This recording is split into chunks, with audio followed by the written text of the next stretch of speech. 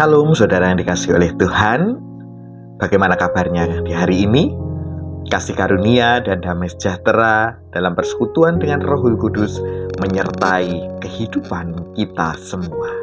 Saudaraku, seringkali kita mengatakan, aku sibuk untuk datang ke persekutuan, untuk datang di dalam peribadatan.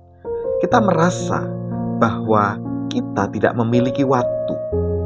Begitu pula di dalam perjalanan kehidupan kita, di dalam kita membangun relasi dengan Tuhan secara pribadi. Seringkali karena kesibukan yang kita nyatakan, kita tidak memiliki waktu untuk membangun persekutuan dengan Tuhan. Lalu, kita juga seringkali mengatakan, aku tidak bisa berpelayanan karena aku sedang repot. Pekerjaanku sangatlah banyak. Ya, inilah realitas yang sering terjadi dalam kehidupan kita. Kita merasa sibuk, kita merasa tidak memiliki waktu untuk Tuhan. Dan sebenarnya ketika kita resapi di dalam perjalanan kehidupan kita, banyak sekali waktu yang kita buang. Mungkin dengan sebuah kesenangan-kesenangan yang kita miliki, dan mungkin waktu kita justru habis juga untuk scroll-scroll media sosial kita. Saudara, banyak alasan untuk mengatakan bahwa kita sibuk, bahwa kita tidak ada waktu untuk bersekutu. Kita sibuk sehingga kita tidak bisa melayani Tuhan. Ya, Tuhan mengingatkan kepada kita di hari ini melalui sabdanya di dalam Efesus 5 ayat 15 sampai dengan yang ke-16. Karena itu, perhatikanlah dengan seksama bagaimana kamu hidup.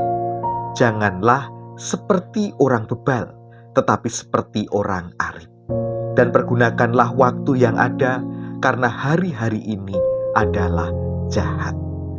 Hari-hari ini adalah jahat. Seringkali kita dibelenggukan dengan kehidupan yang ada, yang menyenangkan dalam kehidupan kita.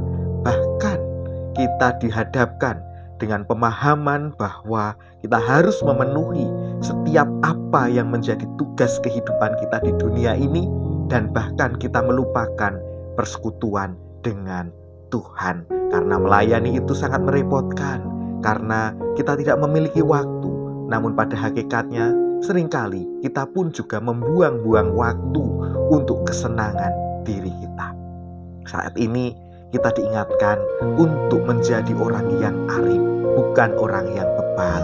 Sehingga kita gunakan waktu dengan bijaksana, dengan sebaik-baiknya, dengan tetap hidup di dalam keseimbangan. Bagaimana kita hidup di dalam Tuhan dan juga hidup di dalam dunia untuk melayani Tuhan. Saudara yang dikasihi oleh Tuhan, tetap semangat di dalam menjalani perjalanan kehidupan dengan berbagai dinamikanya. Mari kita membangun prioritas di dalam kehidupan kita, dan kita komitmen untuk memperhatikan perjalanan hidup kita untuk seturut dengan kehendak Tuhan. Nyatakan hubungan kita dengan Tuhan yang terbaik, dan kita juga akan diberikan waktu, diberikan kesempatan untuk menikmati perjalanan kehidupan di dunia ini dengan penuh sukacita.